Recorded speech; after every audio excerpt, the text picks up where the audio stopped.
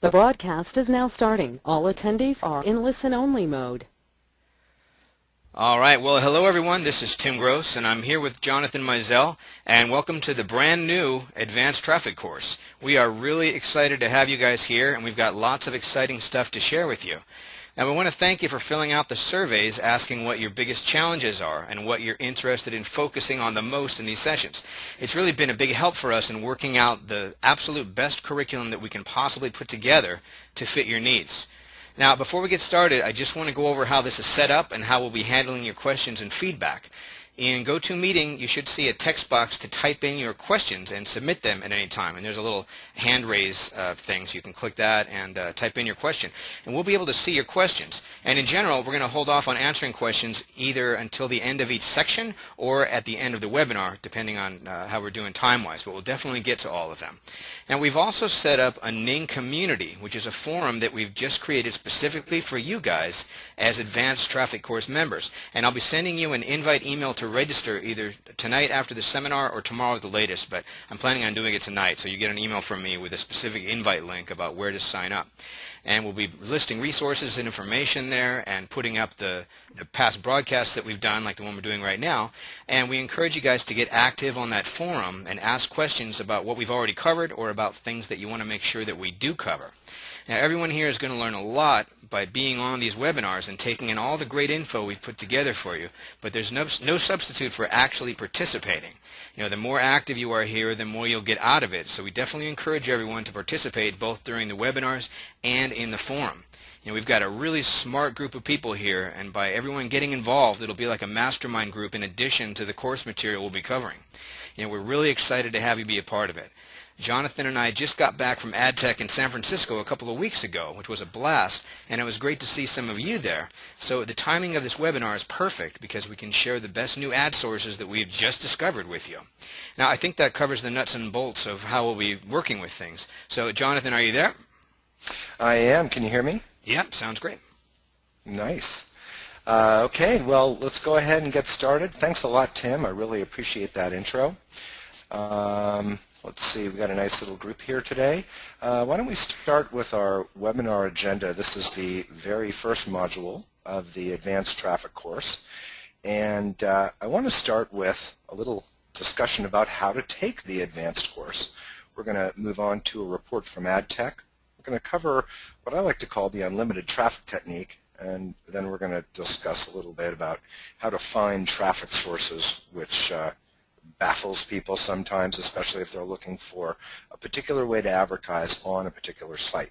And as Tim said, you can ask questions throughout the entire presentation. We can see them in the box. We'll try to get to everyone when we're actually in the the session.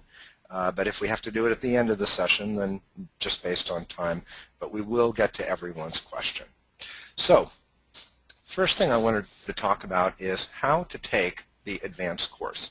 Now, this is not like a typical marketing product where it's a course and it's in a box and you watch it and then you get all the one-way information that we're trying to give to you. This is a two-way street, so to speak. We're not using a fixed curriculum. We do have stuff that we're going to teach you, but a lot of the content, and specifically this and next week, and we'll see how we keep going, is based on your specific input and questions. These are the things that you want to know most.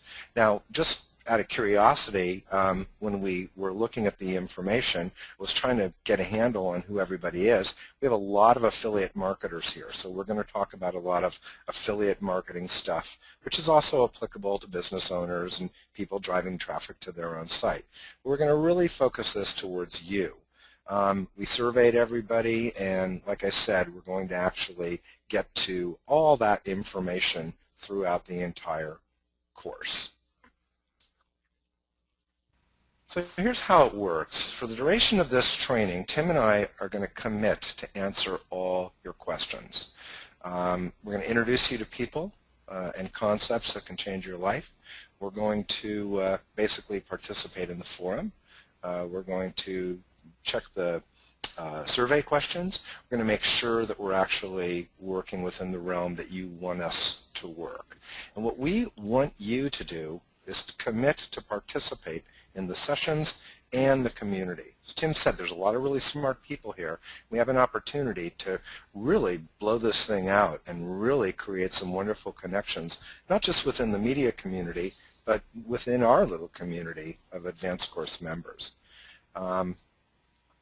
So we actually have an assignment for you, and the assignment is for the next whatever duration of the course, 5 or 6 weeks or whatever we're going to be on for, I want you guys to become obsessed with online advertising. And I mean that. I mean, pay very, very close attention to all the ads that you see.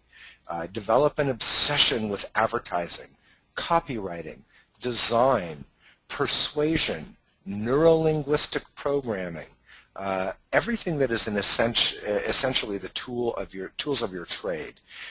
Become curious about what makes people tick, especially people who you're actually selling to, people in your vertical, in your niche, in your target market. Why are they buying? What are they afraid of? What excites them? What moves them and compels them to take action? Look at your competitors. I want you to take a look and see if you can figure out what traffic channels they're using. We have a lot of people who have contacted us and said, especially after Traffic Evolution, I don't know where to run. I don't know where to run my ad. And I said, well, where do your competitors run? And they said, well, I know that. And I said, well, that's a good place to start. So that's definitely something that we want you to be thinking of and cognizant of, especially over the course of this training. If you haven't done this yet, I want you to start a swipe file. Create a folder on your desktop just called Great Ads, or swipe file, or if you're doing weight loss, just say weight loss advertising. Whatever, it doesn't matter. The important thing is as you surf through the internet, I want you to figure out how to make screenshots if you don't know how to do that, and I want you to save banners, landing pages, advertisements, sales funnels, pop-ups, pretty much everything that you encounter that is within your, your domain, right? Everything that's within your niche, within your target, everything that interests you in terms of actually promotion and making money. I want you to put all that stuff in the swipe file, and that way you can actually go back and when you have to develop ads, you can kind of get a little leg up, you get a little advantage by seeing what other people are doing and what they've done before. I can't remember who said it. Marlon Sanders taught this to me. He said, Mizell, why create mediocrity when you can copy genius? And I love that idea. We're not saying to rip off the copy in the banner or to take the banner and to run it as your own or to steal the landing page. We're just saying get the concept of what they're doing and what is working and apply that to your business. If you don't have Camtasia or one of the screen recorders, you might want to get one. When you see somebody that's advertising in your niche, you might want to actually make a video of yourself going through their sales funnel. Pay very close attention to what they're doing. Pay very close attention to the next steps that they actually take you on. Look at the copy, the triggers, the persuasion that they're actually using on you. And record it so that later on you can actually go back and see and say, wow, that's pretty darn slick. I remember when Tim and I were re-releasing Traffic Evolution, we went to a number of our competitors and we were just using screenshots. But man, I wish we had just, taken a movie and said, gosh, I think I told Tim one guy had like 5 or 6 upsells or something. And, how dramatic to actually be able to see that, to have a movie of that. I also want you to pay attention to people who are doing remarketing. So when you go and you visit all your sites, your competitor sites, the people who are actually competing with you, make sure your cookies are turned on, make sure that you're accepting all the data so that you can actually be tracked and remarketed. And then you can surf around tier 2 sites like High Five or DC Comics or Lyric sites or all those junk sites, part domain pages and all that sort of stuff. That's where you're going to see almost invariably their remarketing banners. That's where that stuff tends to come up because that's some of the cheapest inventory available to them, and you're almost guaranteed, if you have remarketing cookies, to start seeing some of those remarketing ads. We want you to contribute as well. You know, we're going to answer all your questions, whether it's in the community or in the sessions. But, you know, we want you to participate. I mean, we're going to have the forum section set up in the trafficcourse.ning.com site. If you haven't joined that, or Tim actually will send you a link shortly. But, you know, when you get in there, if you have a question, go in the forum and ask a single question. This is really powerful the last time we did it. Ask the single question that you want to know the answer to, or you can start a dialogue with one or two questions along the same topic. And then we can actually start flushing that out. You know, I remember last time I responded. You know, I think a couple other people responded. We have some of our guests came and respond. Some of the other attendees actually responded. We had some really long threads with some really interesting stuff in there. So participate, become part of this, because these are great people who are on this course, people that you'll be able to work with and make money with for many, many years.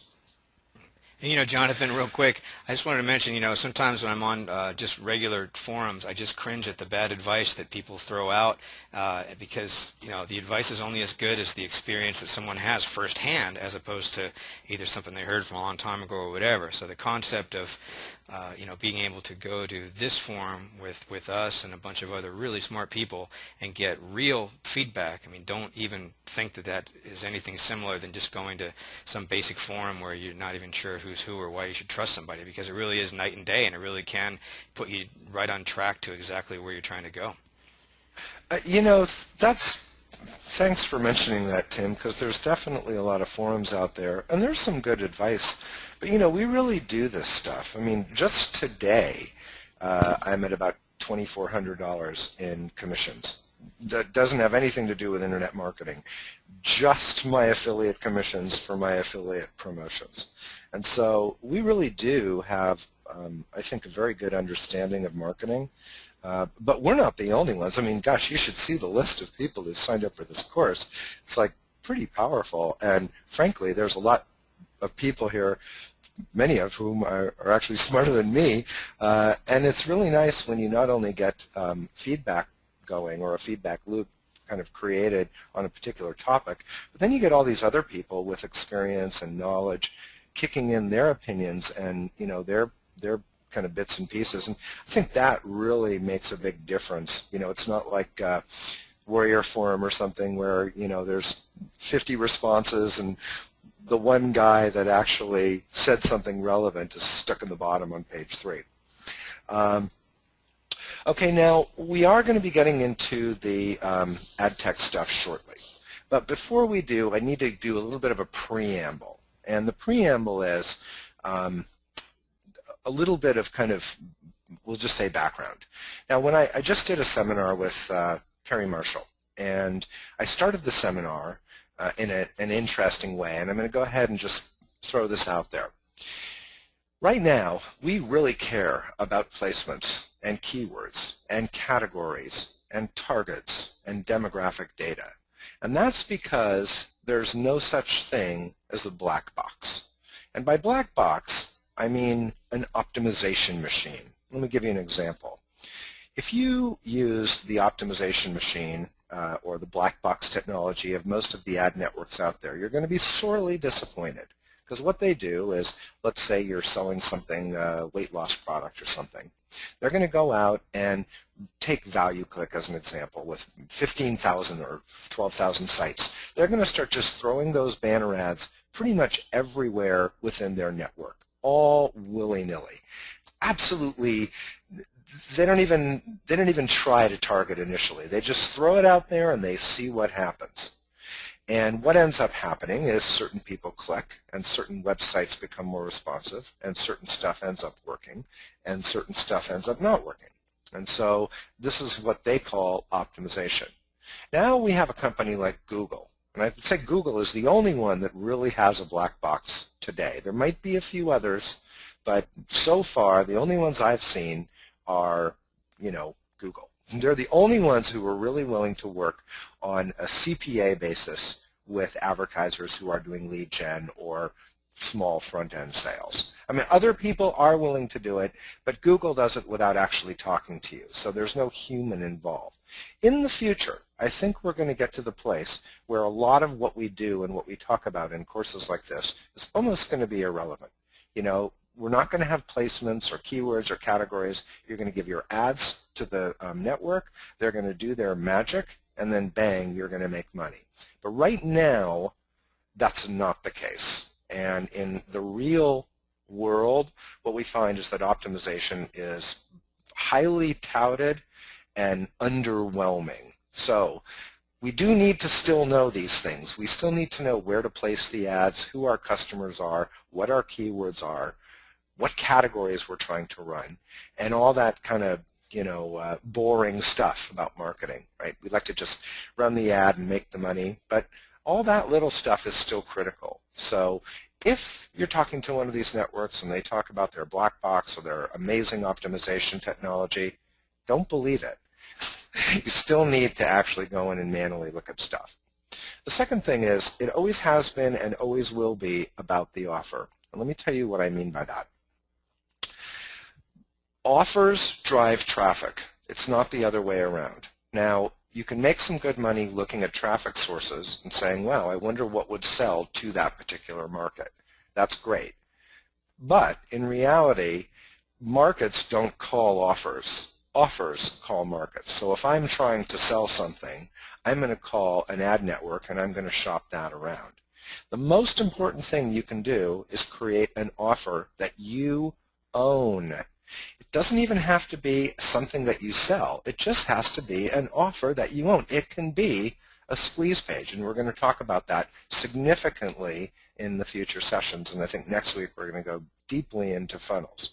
But you've got to have this offer, the offer that makes you the money which you can actually go out and shop, which you can actually go out and get the networks interested in working with you. They don't call you, you call them. So remember, the power is in the person that has the offer, not necessarily the traffic. The next thing is your rep is your friend. A lot of people will rely on these self-serve programs. We're going to talk about a couple of them today. But you know what we've discovered over the last, say, 5 or 6 years is that these self-serve sources have far greater capabilities than they tell you about. You know, there's all kinds of stuff that they can do on the back end. And what we've discovered is if we have a campaign that's, let's say it's close to profitability, maybe it's break even, or you know, maybe it's losing 5 or 10% on the spend, we used to just drop it. And now we pick up the phone and we call the rep and we say, hey, I'm giving you money and I want to keep giving you money. So help me give you more money by optimizing your system, or helping me find better placements, or helping me come up with better keywords, or heck, just lowering your prices or something like that. That happens all the time. Make sure to pick up the phone and get in touch with the people that are actually selling the advertising. Now, I know most people on this call aren't broke. But I love that headline, and I'm going to use it in a promotion soon, so I thought I'd just test it out here with you guys. And it is relevant because, quite frankly, most of the people we see affiliate marketing are not doing it the correct way. Actually, they're not doing anything the correct way. They're not choosing their niches. They're not marketing their own products. They're not marketing affiliate products. And let's talk about why. The first one is they forgot to pick a niche or vertical market. Now, I don't care what it is. I don't care what you do. I mean, it could be weight loss or acai or teeth whitening or legal lead gen or debt or credit, or I don't care. But I know that unless you become an expert in who that audience is, you will not be able to absolutely maximize your profitability and your income potential. You know, you've got to pick something, man. So become a specialist, become an expert, not in your topic, but in who your audience is, who these people are. And we'll talk about why that's important in a sec. The next reason that people are broke and are losing money in this business is they don't have established baseline promotions. They don't have stuff arrows in their quiver, so to speak, that they know perform and make money. And we'll look at a couple of those later on in this particular presentation. They also scatter their energy over dozens of offers and verticals and networks, and they go wide and shallow instead of deep and narrow, and that is really where the money is. It's in the deep and narrow. Scott Revick, who is a good friend of ours and also was at the Traffic Evolution party at AdTech, he told me a while back, he said, he says, all the resources that you give, all the traffic sources, the top ones, they're all great, And what I found is that instead of going and running one campaign here and two there and one there and three there and four there, is focus. Really learn Pulse 360. Really learn ValueClick. Really learn advertising.com. Really become an expert at that particular network, because not only are you going to be able to spend more money and then become more important to that network, but you need less help because you just intuitively know what is going to work. And then the other final thing is they lack focus and what we call testing disciplines. If you really want to do $2,000 or $5,000 or $10,000 an hour work, it's not trying to bill yourself for $5,000 or $10,000 an hour. It's basically testing new variations of your ad, of your landing page. We just had a client contact us, and he said, I'm really ready for the traffic. How are we going to just blast this thing out? And I said, I don't think you're ready. And he's like, what do you mean? Of course I'm ready. And I said, no, you've tested 3 landing pages, you've got 5 or 6 ads, you've got just a couple of banners. No, you're not actually ready. If you had a flood of traffic, you would not know how to maximize it because you don't have that basis, because you've never done that really best, highest use type of work. So create the offers. They should all be within a similar niche. They should all be focusing on a specific kind of target. But create those offers so that you have stuff to test. And I want to say one other thing too. I look at my niches, and a lot of people, somebody recently called me on this, they said, your niches are they're disparate, they couldn't be further apart from one another. I mean, insurance, and disability, and biz op, and weight loss. Now that may seem true, but when I look at my audience, it's 40 to 65-year-old, primarily men. I mean, that's my market. So once I know how to reach those people, I can, and they're who I'm trying to reach, I can reach those people any way I want using all the networks at my disposal that I already know work. So we've talked about why people are broke. Let's talk about why people are rich. Christian Weslack is one of our members and a good friend of ours, and also someone who was at our AdTech party. And he said something that we were at the party, we were all hanging out. If you were at the party, you probably heard him say it. He said, he says, you don't even need to know how to buy media to buy media. And I said, really? What do you need to know how to do? He says, you need to know how to pick up the phone and establish a relationship with the guys who control it. That's all you have to know.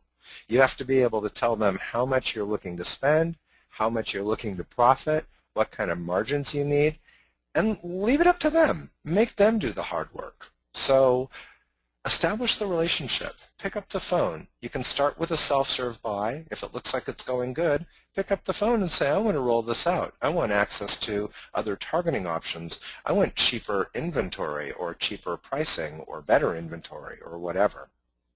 The second thing is be ready to pounce. We're going to talk about this in the future, but I will give it a bit of time here.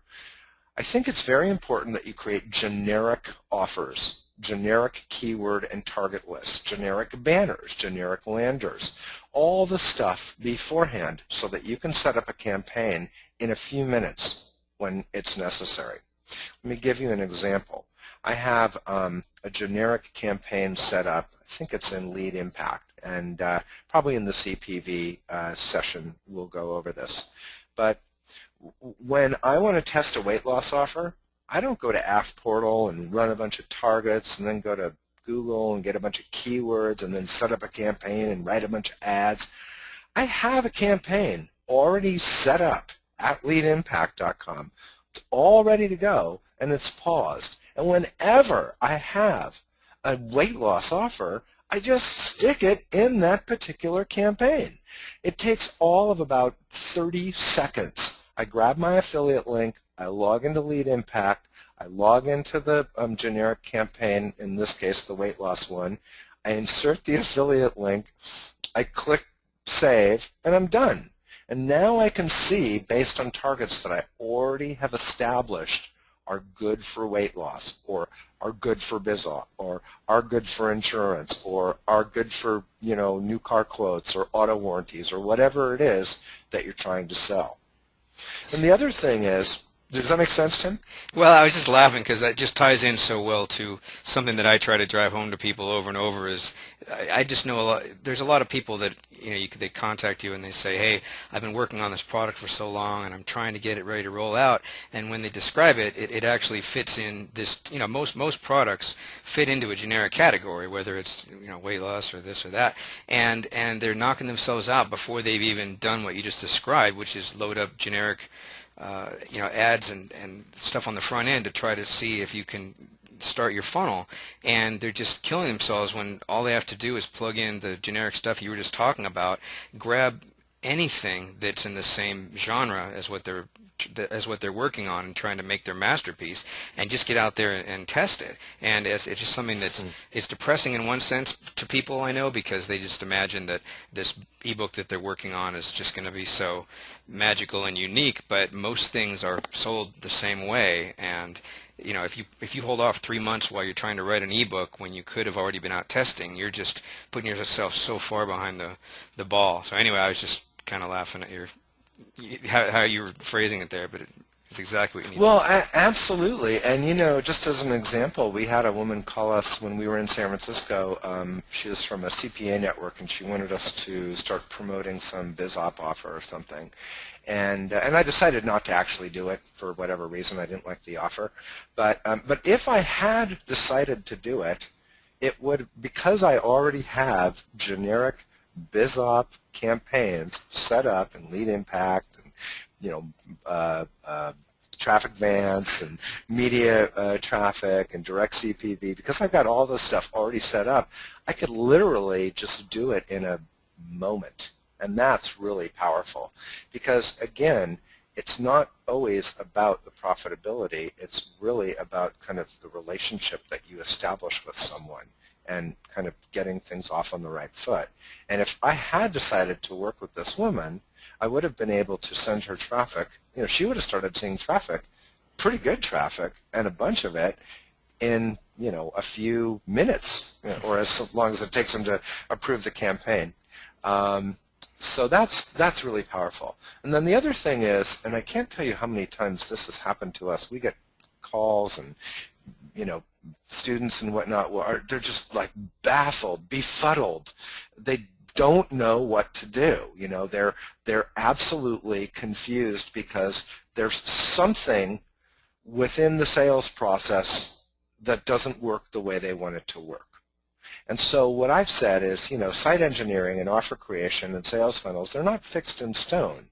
I mean, if you're working the weight loss niche, buy some domains so you can send the traffic into the domain and then redirect it somewhere. Learn how to redirect traffic. Learn how to use tracking links. Learn how to use sub-IDs. Become familiar with iframes. Become familiar with cookie stuffing. Become familiar with all the things that you might need to use to actually make money. Now, some people might be saying, is Mizell telling me to cookie stuff? No, but there are situations where it is absolutely appropriate and permissible. So here's an example. We have someone who's asked us to promote something recently, and they have a very low-priced product, and they want us to put people into their low-priced product funnel. Now, they also have a high-priced product, but they've not connected the low-priced product to the high-priced product. So if I promote the low-priced product, I'm going to get commissions for that, but I'm not going to get any commissions for the high-priced product. So I called them and I said, listen, I'd love to promote the low price product. Would you mind, as I'm doing that, if I stuff cookies for the high price product for people who click on the ad? I'm not going to stuff them on my website.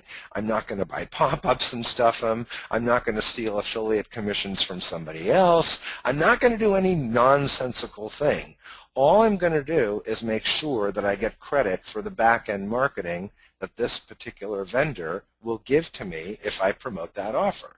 And the vendor said, I'm fine with it. Now, you have to be careful. I think if ClickBank catches you stuffing cookies in any way, shape, or form, they will probably kick you off of their network. They might give you a warning. But if it's a private affiliate program and you're actually promoting something and you do it with permission, you do it with integrity where you're not stuffing here, there, and everywhere, you're literally just trying to get credit for a back-end sale that you're allowed to get credit for, well, do it and understand the workaround. We had a ton of people on the discussion forum, the Traffic Evolution main one, where they were like, how do I track all this stuff? And I said, you use sub-ID tracking. And he says, well, how do I track this thing to that thing to, you know? And I said, here's the process that you use. And it sounds a little convoluted and confusing, but the truth is you need to know how to do that stuff when you start promoting offers, because not everybody uses the same platform and not everybody's cookies last 30 days and not everybody will give you credit for this thing, or, you know, you literally need to understand all the little affiliate tricks to actually make the offers work. Let's see, and you guys feel free to ask questions. I don't see any right now. I'm going to get into the new media sources if that sounds okay, Tim. Yeah, absolutely. So, this is listen, good stuff.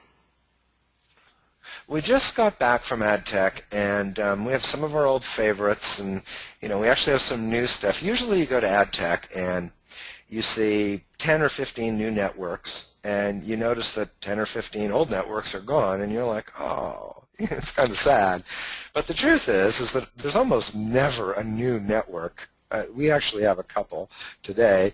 Usually it's just the same network that's been acquired by somebody, rebranded, and then, you know, wrapped up in a media group or a media company. And Jonathan, So, Jonathan, that was so funny when I was walking around with you at AdTech, and you would say to people, "And what did you used to be called?" And they'd always give you a name. And I said, "Wow, you're that familiar with all these companies?" And he said, "Well, I know some of them, but sometimes I just say, 'And what did you guys used to be called?' And they always say something else." It was so funny. it's pretty funny, actually.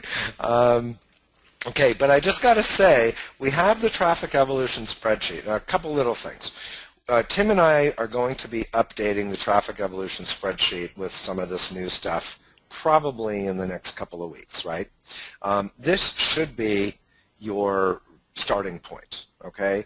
What we're going to talk about today, I think there's some really good opportunities. We'll try to amalgamate the entire ad tech experience for you in terms of ad sources. But, you know, don't rely on this entirely. Use the spreadsheet, and we'll give you guys a heads up when we actually release the new spreadsheet. I think we're going to have probably close to 50 or 60 different resources on there. We're going to talk about a bunch of stuff, but it's nowhere near everything that you could actually use to generate traffic. Okay, so I'm going to get started. And the first thing I'm going to talk about is a company called Zito. Now, you guys may have heard of Zito because Zito makes ad servers. In other words, they make the machine, the software, the program that decides which ad goes where.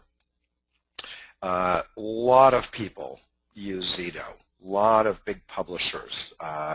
You know, I don't know if AOL uses it. I think they actually have their own ad server. But you know, large properties use it. Probably New York Times and WSJ, and you know, a lot of people who are putting a lot of ads out in different places, in different properties, in different websites. Certainly, ad networks use it, and what happens is a lot of this ad space goes unsold. Of course, we know that because that's why we're in the ad game.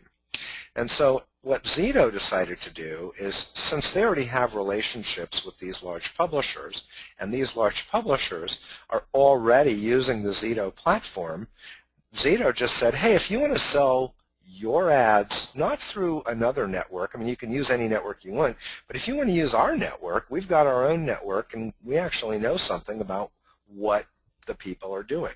So you can go to Zito Ad Network. It's a self-serve system. It's not very robust, but that's okay. It's got a really low minimum, $100. It's got some limitations, which we'll talk about, but there's the possibility for an enhanced account. So the biggest problem that we see, and we just set up some campaigns with them, is that there's really no targeting except for geolocation. So it's really good for general interest offers, and it's also really good for country-specific offers. Remember that a lot of the big ad networks, they have a sales force, and they talk to all kinds of websites, and usually if it's a U.S. company, they talk to a lot of U.S. companies, and if it's a South American company, they talk to a lot of South American companies, and if it's an Asian company, so on and so forth. Because Zito is an international ad server, they have a ton of network availability all over the world. So if you're looking for geo-specific, this might be a pretty darn good system for you to at least test. Now, they also have an enhanced account. So you can, once you set up a campaign, I think you set up a campaign, you fund it with $100, and then just run $20 or $30 worth of ads. Then you can pick up the phone, you can say, I really need some more targeting, or I'd really like to do some sort of advanced targeting, or some sort of advanced either behavioral or some sort of demographic thing. The point is because Zito is an ad-serving company, they have all that data. They just don't make it available to their initial self-serve clients. So set up the account and call them, and they'll actually take you very seriously. We did notice one flaw which is worthy of mentioning. If you are running general interest offers, this is a little piece of their interface right here. The destination URL on a banner ad is just the URL that the site goes to. It's not a visible URL at all, so it can be a long, ugly tracking link. But at least currently, until they've got a lot of upgrades supposedly coming down the pipeline, initially if you want to run an ad, a text ad in their system, there's no separate destination and visible URL tag. So you're going to need to get some domains for sure, just for URL tracking, so that you can actually run the ads effectively. I'm going to recommend you put everything through some sort of ad tracker, Prosper, or HyperTracker, or whatever it is that you use. Or if you're running an affiliate offer, that you use the sub-ID tracking for that affiliate network, but buy your own domain here. You don't want an ugly affiliate link here.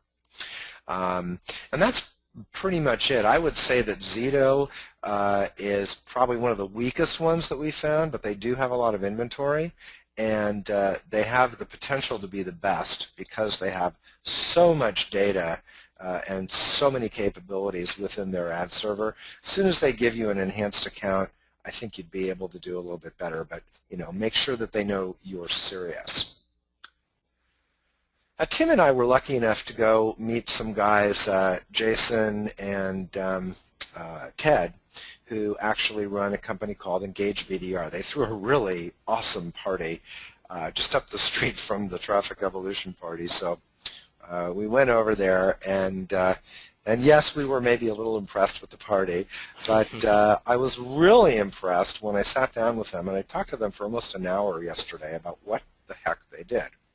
So what these guys do is, they're not inexpensive. It's a $25,000 minimum, but that's not a $25,000 minimum spend. That's just a $25,000 deposit. And they don't have a self-serve system yet. Let's talk about what they do. Okay, they are a premium display network, and they basically have exclusive or semi-exclusive relationships that are direct with top 1,000 websites. And not only do they choose the sites, they also choose the pages And not only do they choose the pages, they also choose the placements. So there's a big difference between running on the New York Times in a Google AdSense unit at the bottom of the page and running a top banner that is a pre-roll and, you know, an expandable banner that turns into something big. You're still on the same page, but you're still looking at being looked at by the same people, but you're absolutely differentiated like night and day between top of page and bottom of page and the type of unit that they have. They have absolutely outrageous conversions. I had a chance to talk to a couple of their advertisers at the party. It was a bit loud, so we didn't really get into it, but people were just raving about them. And what's really cool that they do is they do, like I said, the site and the placement specific stuff, and they really help clients get to the point where they're spending like $100,000, $200,000, $300,000 a month. In fact, I think their biggest client is spending $100,000 a day with them, which is about $3 million a month. They focus on direct response. Even though they're not a CPM or a CPA company, they will help you back into your CPA, and I think quality really speaks for itself here.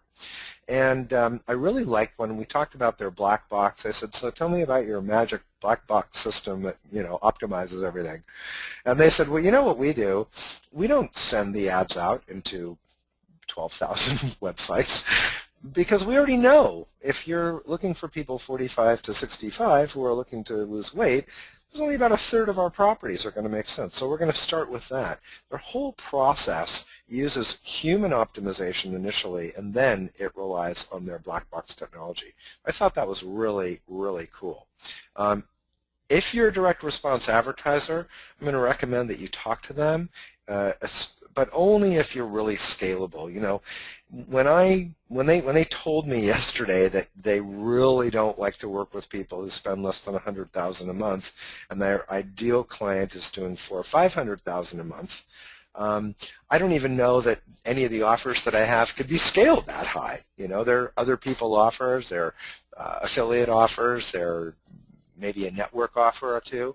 So when you've got your own gig, or you've got an exclusive, or you're very tightly connected to a particular offer or that vendor directly, this is a good place to actually go to. There's another this is actually a brand new ad network. You know, you don't see very many new ones, as we said before. Engage is new, and Adori is brand spanking new. I believe they're out of China. You know, I'm going to go ahead. I don't think this is their number, actually. So we'll do a little on-the-fly editing. How's that? Pretty cool. I would just email Juliana. They are a pop-up network. And look, I got to change this too. $100. See? I care.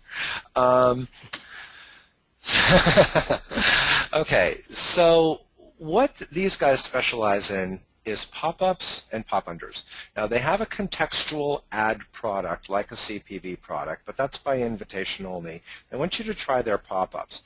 I know Jonathan Volk, another big affiliate, was talking about them a while back, and there was some pretty good buzz at the at the AdTech show. So really what they've done is they are a network. They have direct relationships, but it's a lot of tier 2 sites. So there's going to be a lot of youthful traffic coming through here. Torrent sites, lyric sites. And I remember we said to the woman, we're like, well, God, you know, I mean, that's kind of some junky traffic. And they said, no, it works really well. And we said, well, what's it work well for? And she told us. She said, I'll even send you the landing pages people are using. It works great for credit offers. It works great for credit repair. It works great for download offers. It works great for weight loss. You know, real general interest stuff. And this is back to spending time with the ad rep, talking to her, or in this case, the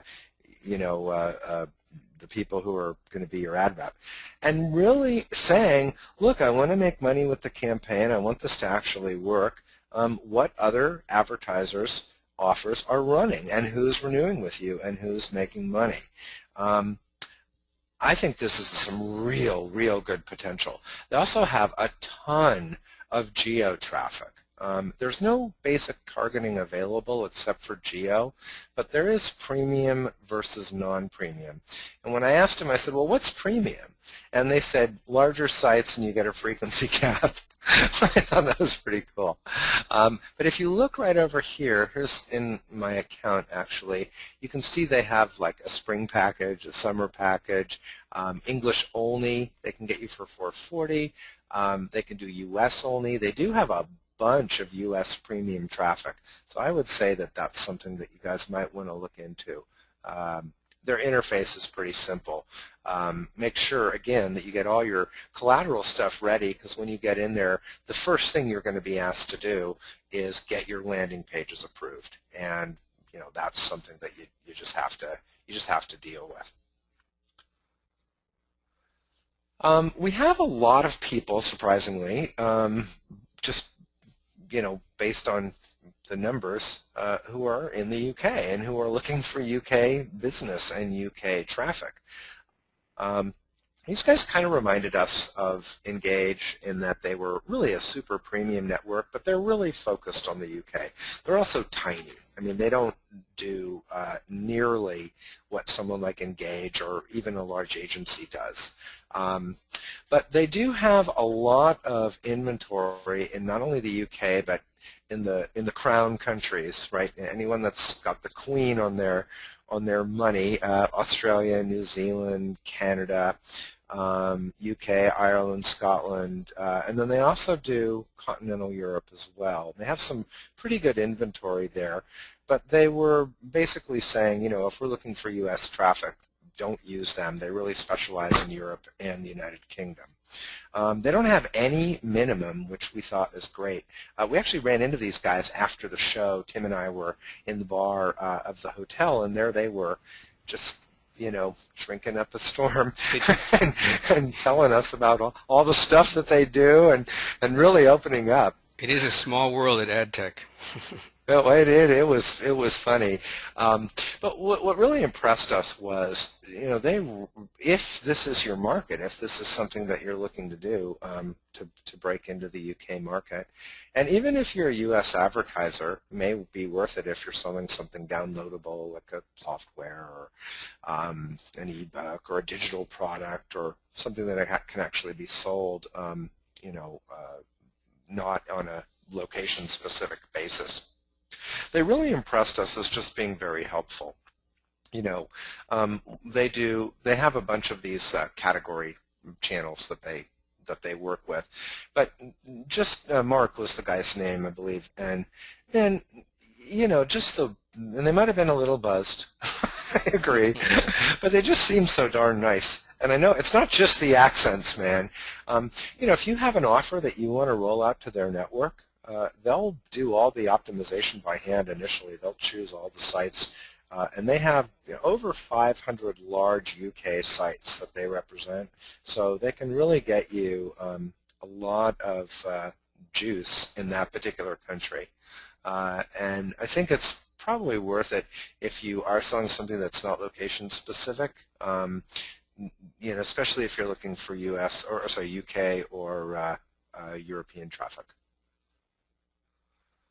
The next one is, they're a brand new company. No, they're not. They used to be called AdsDack. There's a company we've been working with for a while called ContextWeb, and they were more of a traditional media company. And about a year and a half ago, they came out with a site called AdsDack, A-D-S-D-A-Q, kind of like NASDAQ.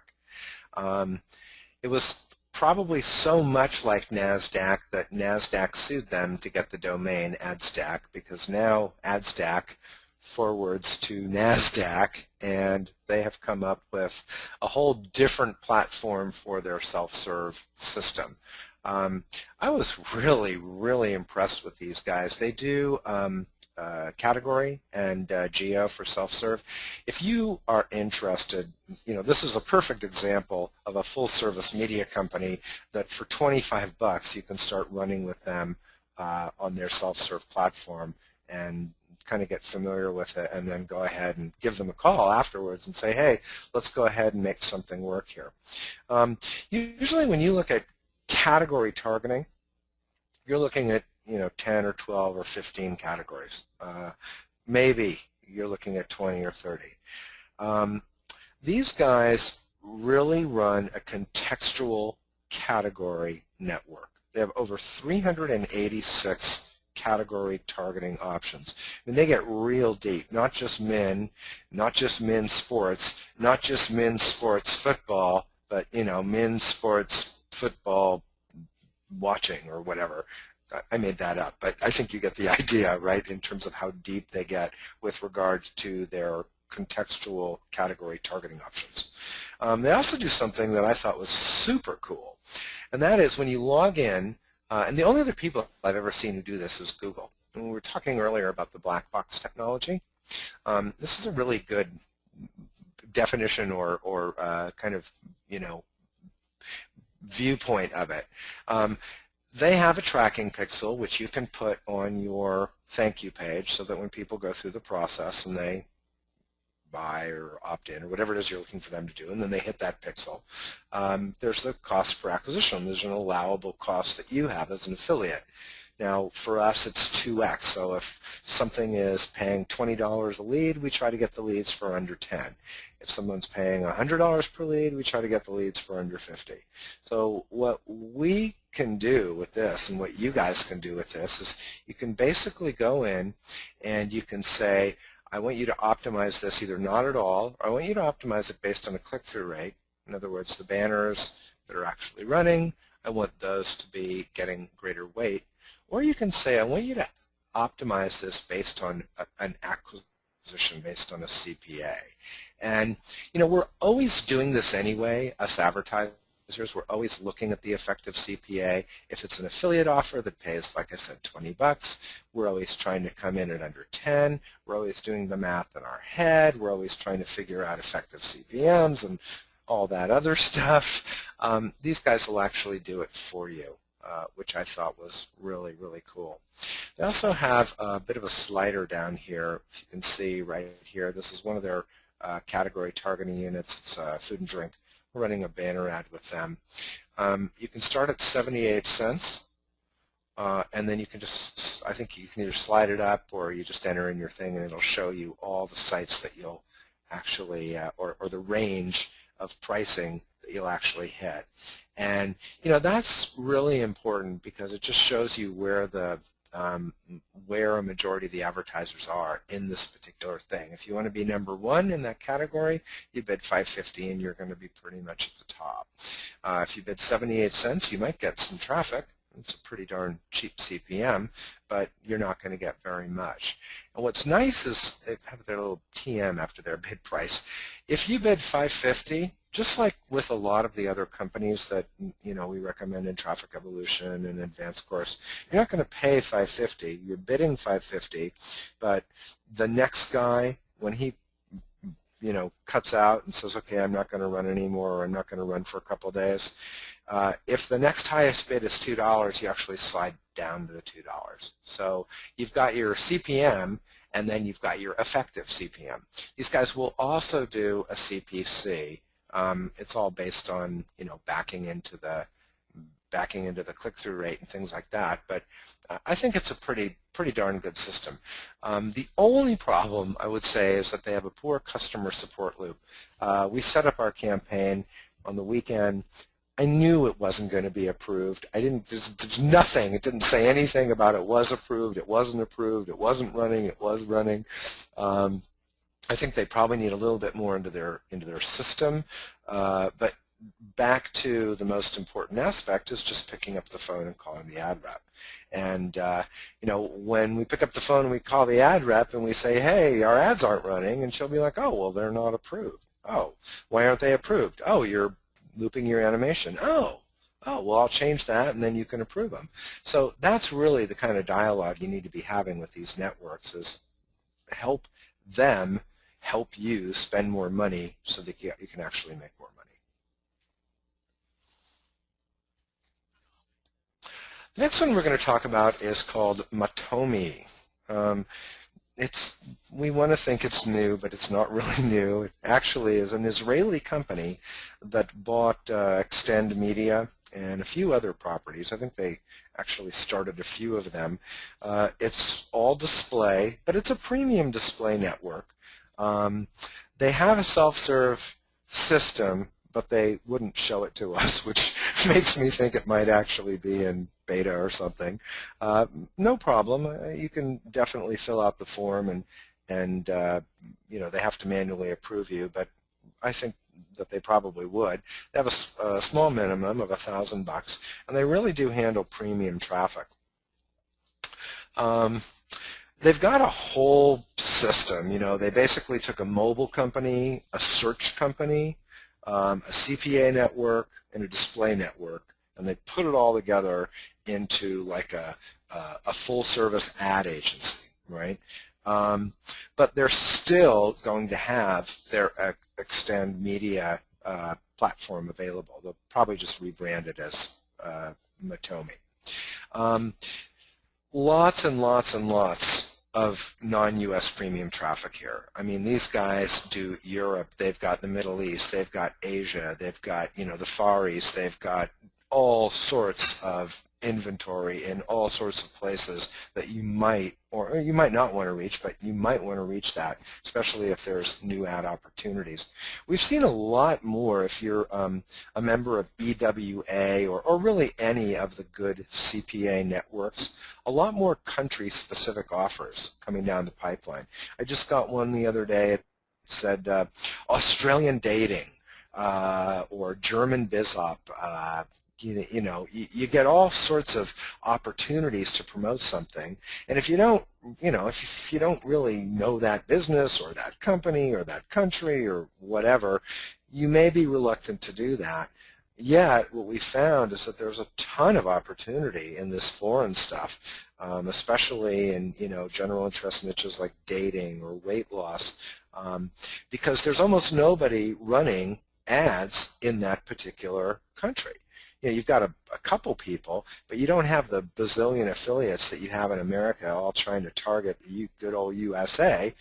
You're really able to go and set up campaigns and really cherry pick the stuff. I think the one I saw yesterday was for like True Christian Singles Australia or something. It was paying like $6 a lead. So there's some good payouts, and there's some really good opportunities in non-US traffic. And this would probably be the kind of network that you'd want to run after you've tested some of those ads and they actually work, where you could come and you could get some premium buys from these guys and then turn those buys into money. The next one we're going to talk about is called Ad Marketplace, and they're not new by a long shot, but we stopped using them. And the reason we stopped using them is because they had one of the worst interfaces in the world. Now, we made money with them, but I just wasn't making enough money to deal with their interface. It was horrific. You know, it would basically turn your text ad into a fake banner ad, and you couldn't control the formatting, and it would run it all over the place. In fact, they themselves called their interface an embarrassment. You know, when that happens, they're not particularly proud of it.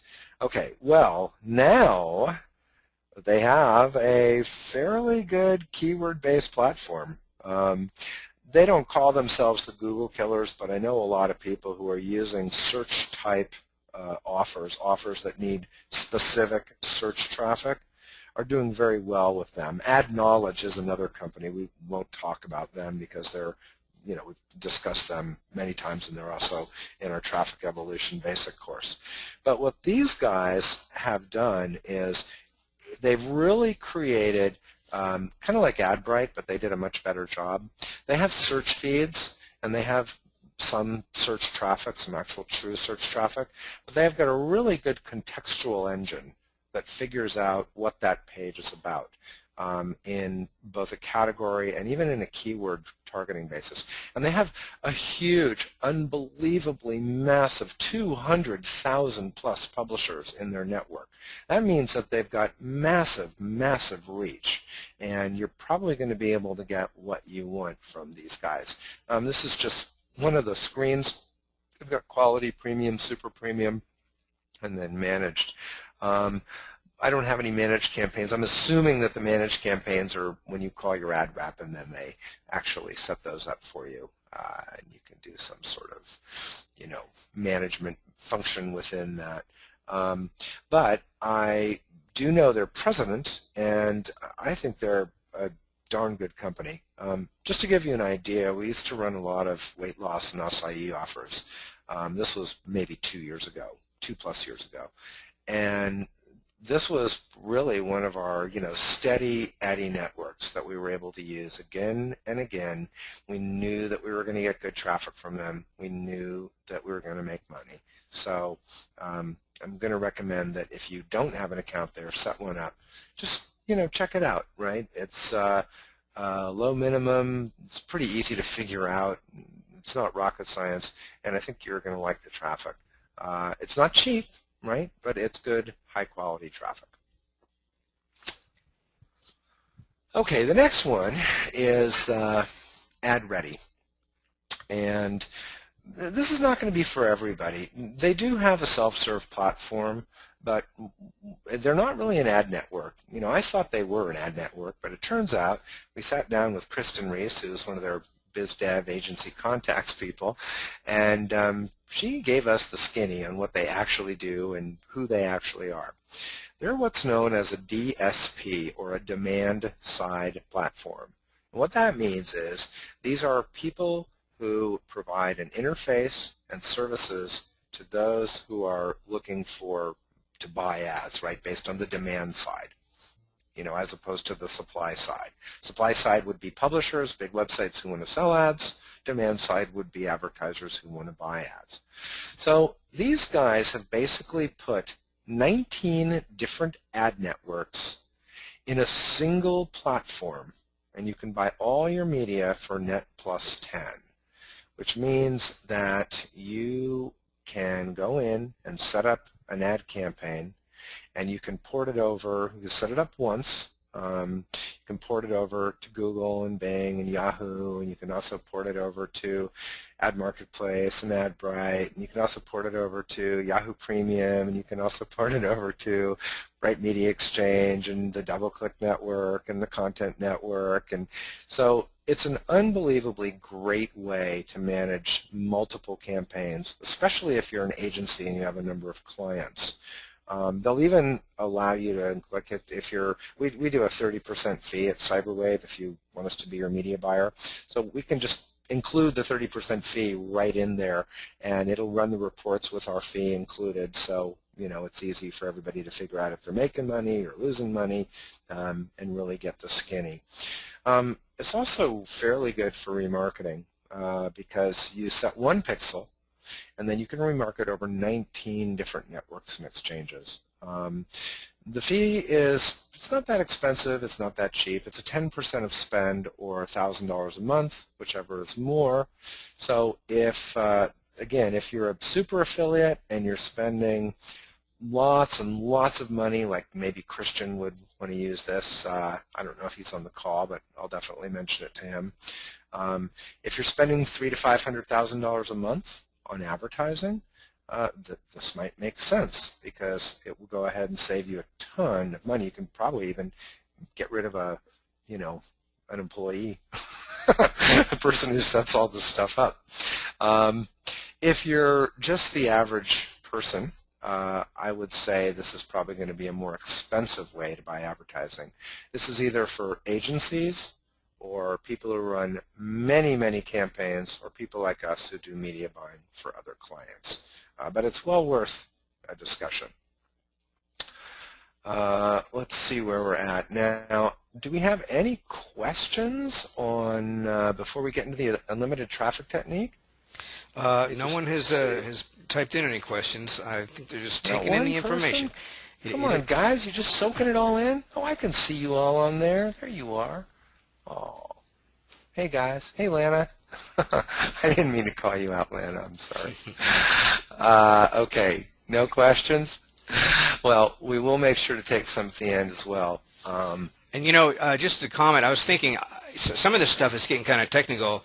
I was thinking if a question gets kind of hard to, if it's more than a couple of sentences, I mean, we're going to have the Ning Community Forum set up for any real specific questions that might take a significant explanation. So we've always got that going, and you guys can get logged in later tonight or tomorrow when we send the link out to you. So plenty of chances to ask questions.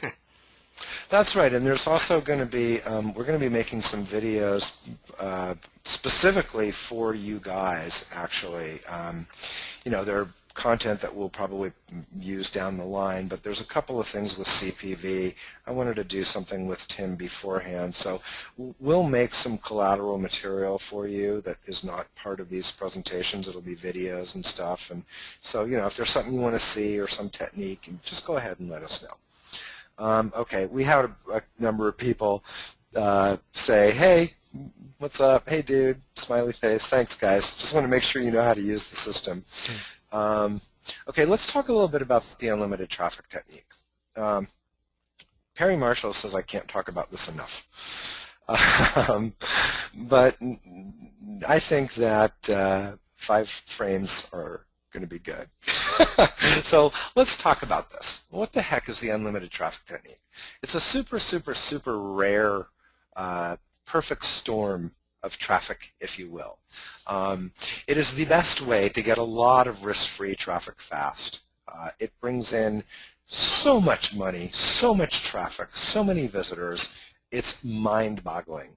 And really what it is it's a psychological game that you play with advertisers, or if you're running a program, affiliates. You see, here's what happens. They want to sell you overpriced ads, and you want advertising for free, right, so you can make profitable sales. So what we use is a form of manipulation called benevolent manipulation, which means that I love you and I know what's best for you. And what's best for you is to sell me a lot of advertising so you can get your bonus and I can make my money. But if we say that to people, they won't actually respond, right? So what we've done is we've basically created an amalgamation of, the ad buy and the ad spend side, and we help people create a true win-win. And that is really what it's all about. It's about aligning the interest. The interest is more volume to the site. If you have done this properly, if your site is properly optimized, if you've got a really great site that converts, they can't send you enough traffic and you can't get enough traffic. It just, every day, it just flows in and everybody's making money. And what does Marlon Sanders say? Everything's funny when you're making money, and it's fun and it's cool. And this is where the great relationships happen, because you're not yelling at people to optimize your campaigns. You've got a campaign that you've hit the right traffic source for, and you've given them the correct creative, and they're sending it out to the right audience, and the money and traffic and registrations and all that stuff is just flooding in. And that's really the key. Let's talk about what it is, and then we'll look at some specifics. So traffic basically goes where it's respected. Understand that. And what is respect? Respect in this business is money. So traffic goes where it makes the most money. If someone's doing a CPA offer for you, if you've got convinced some ad network on banner ads to give you a CPA, and they're backing out and they're only making 28 cents CPM on that advertising, even though they're not selling you CPM, they're selling you CPA. But if they're only making 28 cents CPM, then what that really means is there's no other advertisers out there willing to spend more than the 28 cents. So we get to, we have this saying in our business, in our company, which is the truth always comes out. Now, you can give me a bunch of crappy traffic, but I'm going to know when it doesn't convert. Or you can give me a bunch of traffic, and maybe it's fraud traffic, and it's going to look good, and they're going to click, and they're going to buy, but I'm going to get chargebacks, and I'm going to know it's fraud. So all the good things people say about their traffic goes out the window when the traffic actually comes in. It either is or it isn't. There's this saying, it is what it is, and that's used a lot in our business, but the truth is that is the way it works. When they send you traffic, you don't know what's going to happen. I had a client say recently, he said, what's going to happen? And I said, well, what's going to happen is what's going to happen. And he said, well, what is going to happen? I said, I don't know, man. We're going to buy some advertising, we're going to throw it at the new landing page, and we're going to find out together. I don't know. He doesn't know. But here's what I do know. If that landing page makes more money than any other site in the network targeted for that vertical or niche, they're going to keep sending me traffic. And if they don't send it to me and it's profitable, I'm going to keep buying it. So that's really what it's all about, is making your offer the absolute highest possible monetization. And the easiest way to do that, if you're like promoting affiliate offers, is to simply raise the commissions. But that people will be like, well, Mizell, if I raise the commissions, I don't make any money on the back end. Well, then you better get your back end together, because if you do raise your commissions, and we'll look at an example of that in a minute, you're going to get more traffic. And if you get more traffic, you're going to get more volume. And if you figure out a way to turn that traffic or those customers into back end money, you're going to actually start dominating things. So, if your sales funnel is attractive to customers and they opt in and buy more than other sites in the same category, even your competitors will send you traffic. There's a great story. We have a friend who used to run an ad network, and he sold, it was an electronic device, doesn't even matter, but it was an electronic, deal, right? Like something that you have in your house, consumer electronics. And so he was doing really well with this offer, and I called him, and the offer was fantastic. I mean, it was just like crushing it. The money was, as an affiliate, I couldn't even imagine, making that much money. You do a mailing, you sell some banners, you do some sort of offer, you're making $500 or $1,000 a day profit easy. And so I called him and I said, hey man, I said, God, your offer is just killing it. And I mean, you're like getting Alexa ranking and all this stuff. Are you buying traffic? He said, nope. He said, what's happening is my biggest competitor closed their website down and they're sending me all their traffic. And I'm like, why would they do that? He said, because when they send traffic to their site, they only make 30 cents. But when they send it to my site, they make $1. And it just like struck me. I said, what? He said, my site is so responsive that my competitor put himself out of business to become my traffic bitch.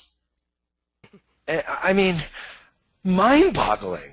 I mean, Tim, you got to comment on that, huh?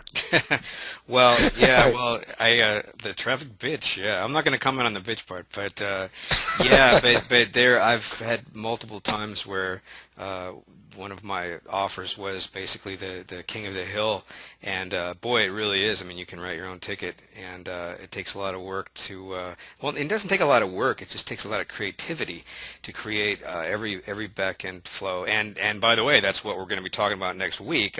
Exciting stuff about building your funnel. So I don't want to jump too much into it, but very interesting stuff to talk about next week.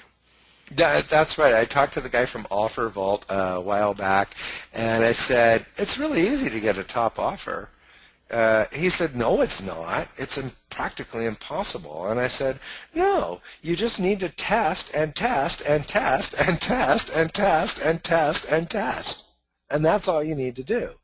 Keep coming up with the offer, keep developing it, keep modifying it, and create that opportunity for people who are looking to make money, affiliates, ad networks, CPA networks, people that control traffic. Create that way for them to easily give you traffic so that you can give them money.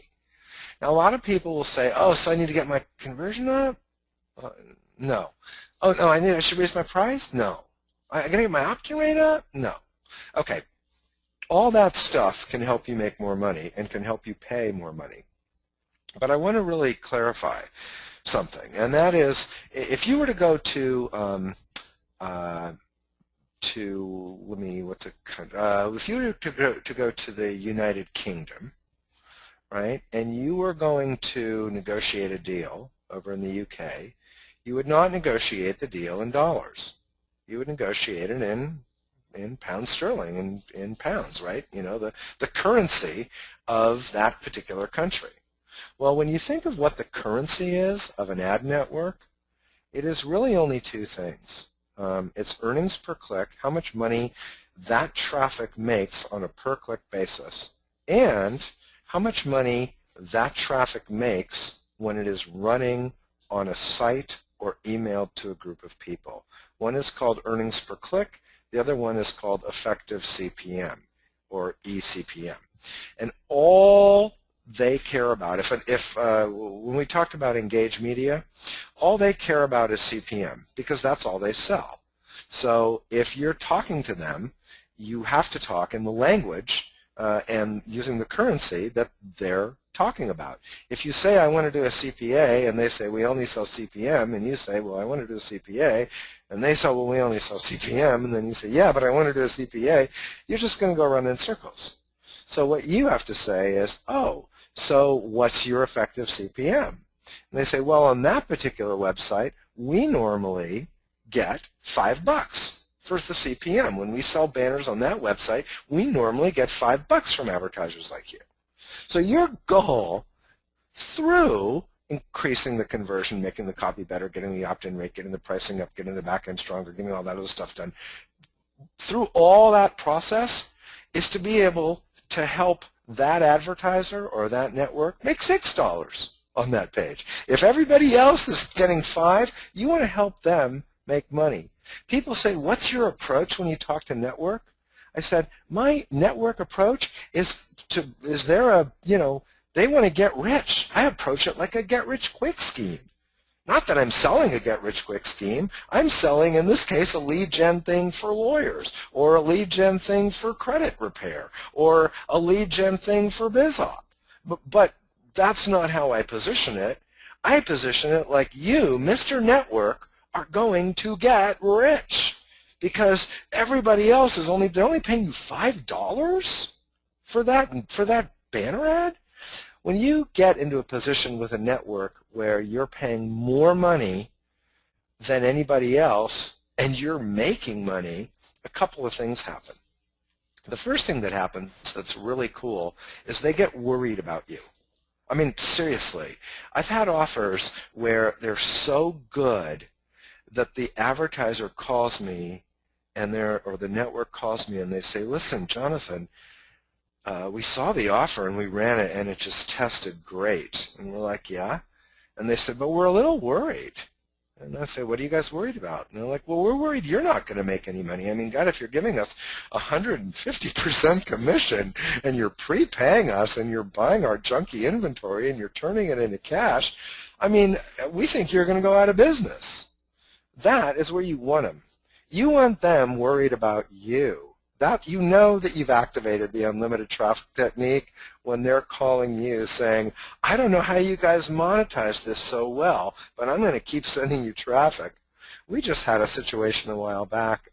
We were doing a lead gen for, it was a network marketing company, and I'm not a network marketer, so if you are, I'm cool with them, but I will do lead gen for them. And the offer was a really sweet offer.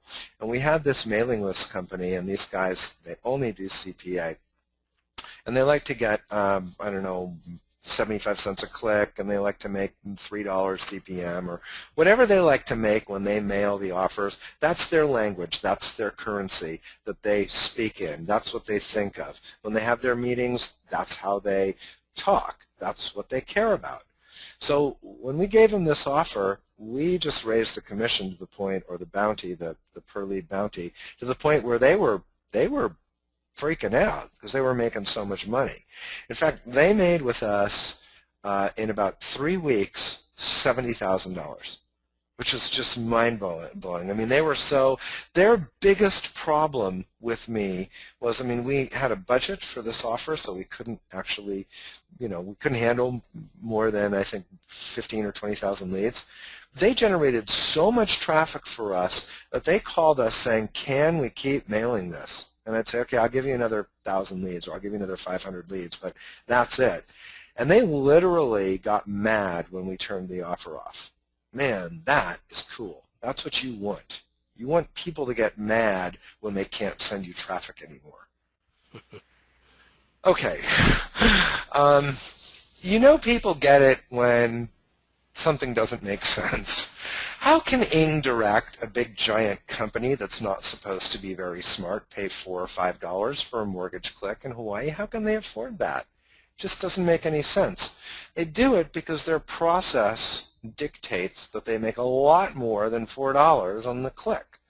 Now, I love to slam bad marketing, and I especially love to slam Fortune 500s, but I think this is a pretty good ad. There's a couple little things here. You can see they're being very specific. I mean, they've got a branding thing here, whatever, but they've got their rates right up here, which is nice. People like seeing that. More and more people are starting to use a phone number. We're going to talk about that in 1 second.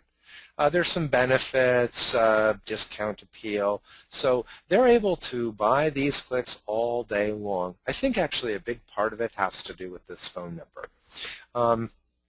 There are more and more people who are coming up with pay-per-call or other types of metrics where there's inbound calls and they're actually tracked with an extension number to your affiliate code. But I think more and more people who are direct advertisers are finding that putting a phone number in the ad, if possible, is huge. And there's 3 reasons. The first one is it just inspires confidence. It's credibility.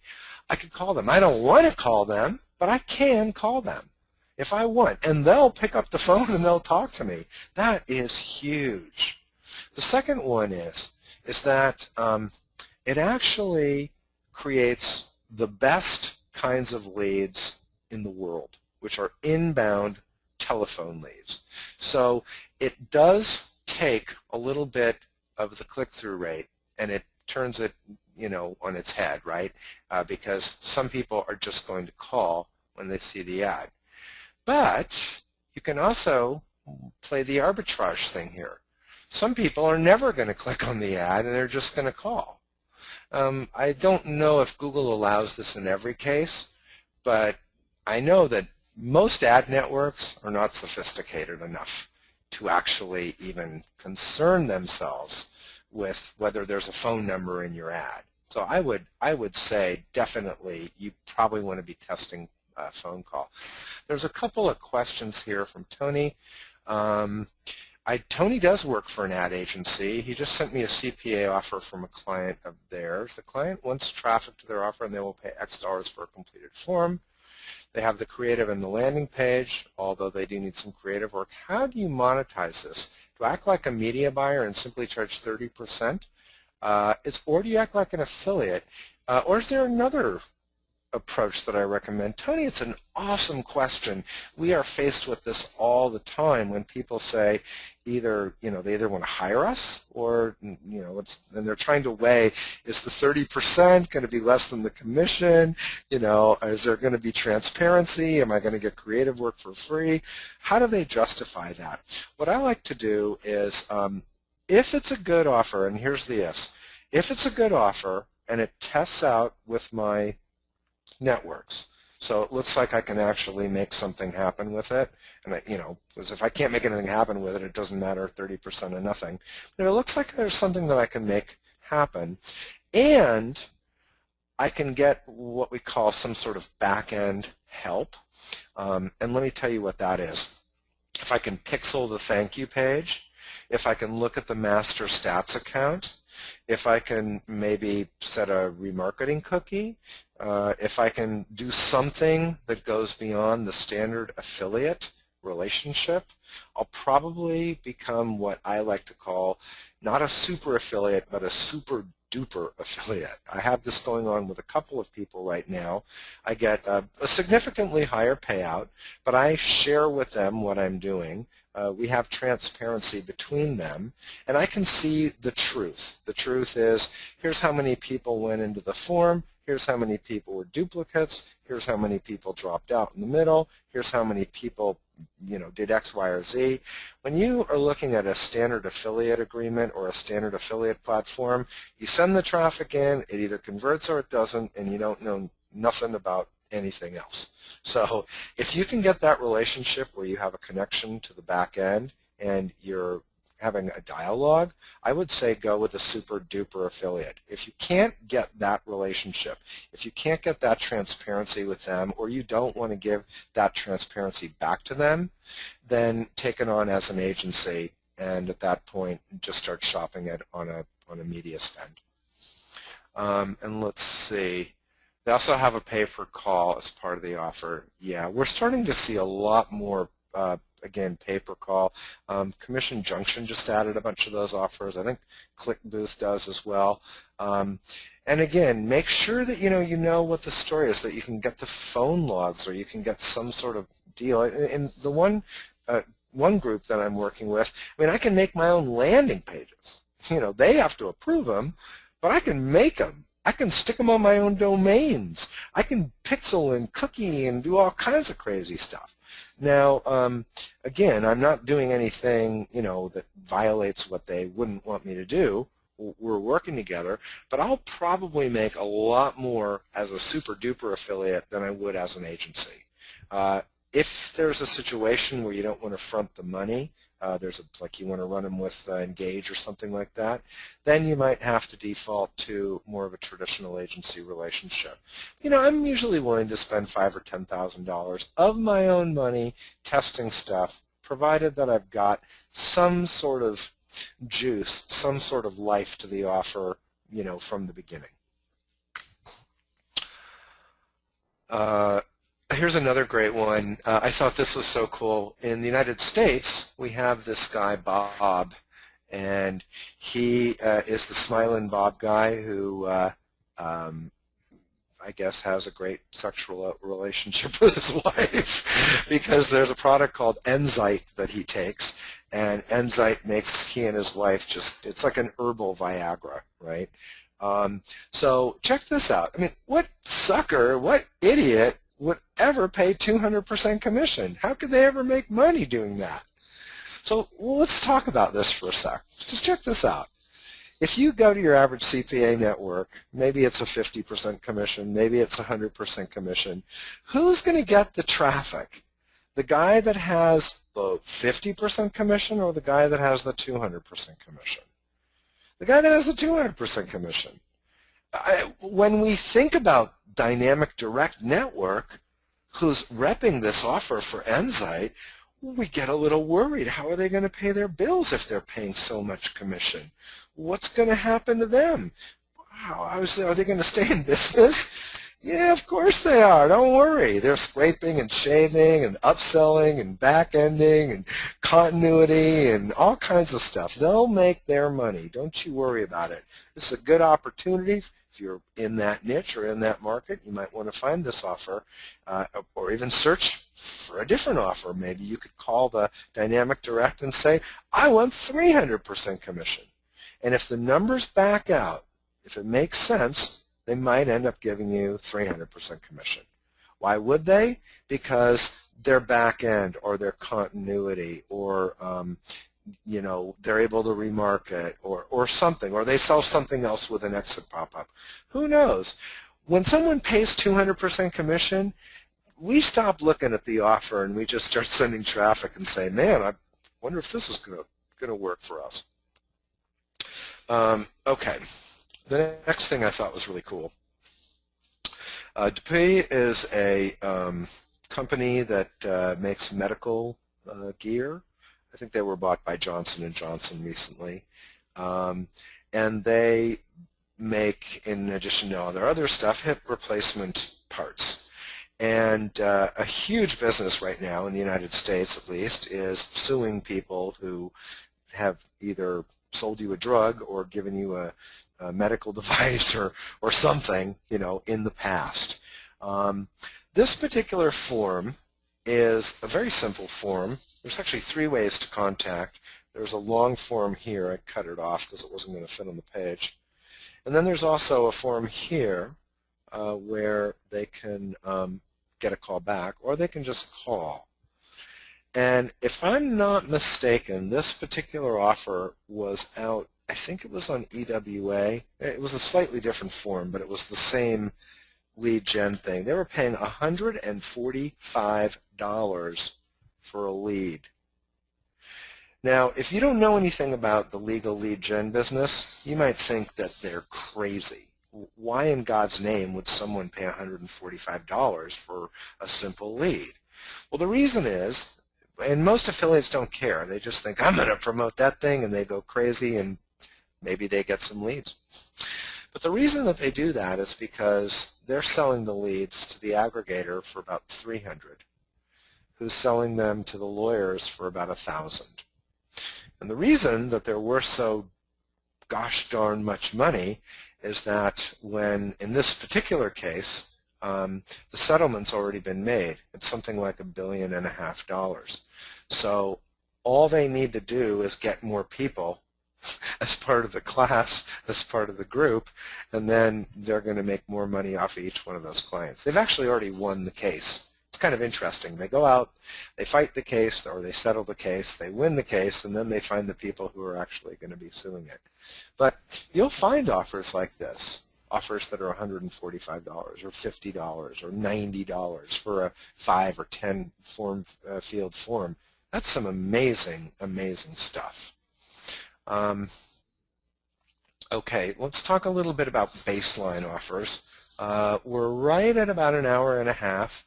I'm not going to be at 2 hours, but I am going to probably go a little bit longer, maybe 10 or 15 minutes, and then if we have questions, we'll go a little longer still.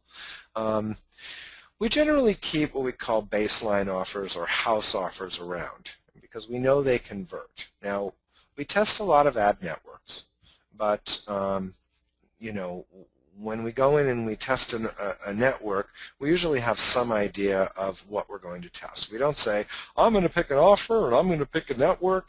Usually we know at least 3 to 5 offers that already convert.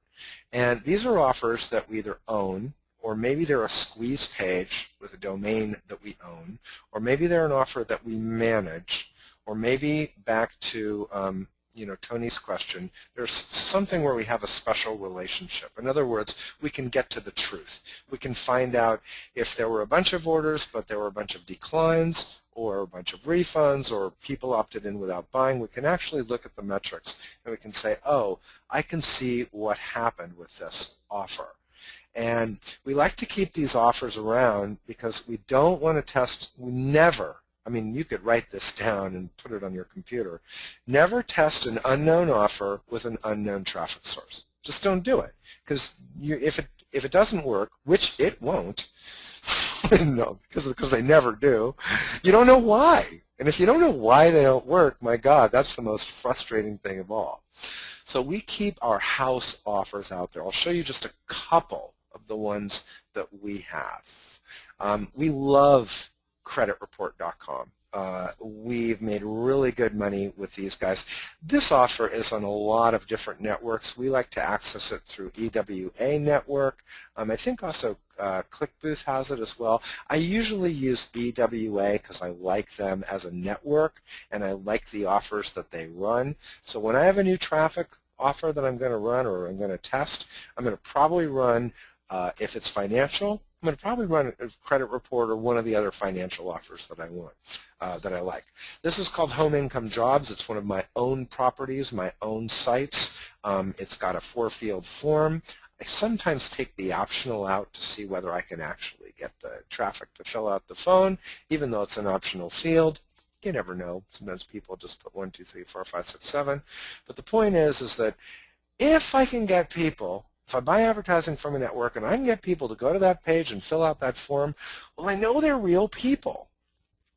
When you look at the metric ladder, which we talked about in Traffic Evolution, you know, when you run an offer and it doesn't make any money and you don't know why, that sucks. That's just the worst possible thing. The best thing that you can have is some offers that you know work so that you can test the traffic. And then if it's an offer like this, like the Home Income Jobs, or we have another one, Real Acai Berry Diet, we've got a bunch of little mini squeeze pages that are part of the funnel. And again, we're going to talk about a lot of that stuff next week. But when you have these sites, you can find out what the facts are. Well, let's see. The network said they sent 2,000 visitors. Let's look at our stats. It's our page, so we have a stats program on it. Yep, okay, so they did send 2,000 visitors. Well, let's look at how long those people stayed there. Oh, they didn't stay very long at all. Oh, well, let's look at the opt-ins. Oh, we had a few opt-ins. Oh, they're all from India or China or Indonesia. Oh, well, obviously, we're trying to sell a United States business opportunity to people, and this network said they were going to send U.S. people, and they didn't send the right people. So we not only know how many people they sent, and we can compare the traffic that they say they sent with the traffic that we actually show, we can now say this is how many people opted in.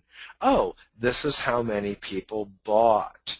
Oh, this is how many people upsold. This is how many people declined or refunded or purchased something else or we were able to remarket to. And when you look at the whole sphere of the campaign, starting with the traffic coming into your site, you have a much better handle on exactly what that traffic is going to be worth down the line, because you can see and you can track it. Another thing to do, I'll just throw this out there, sometimes I'll run my traffic through a redirect, like if I'm promoting an affiliate offer. Maybe I'll want to promote the credit repair offer or credit report offer.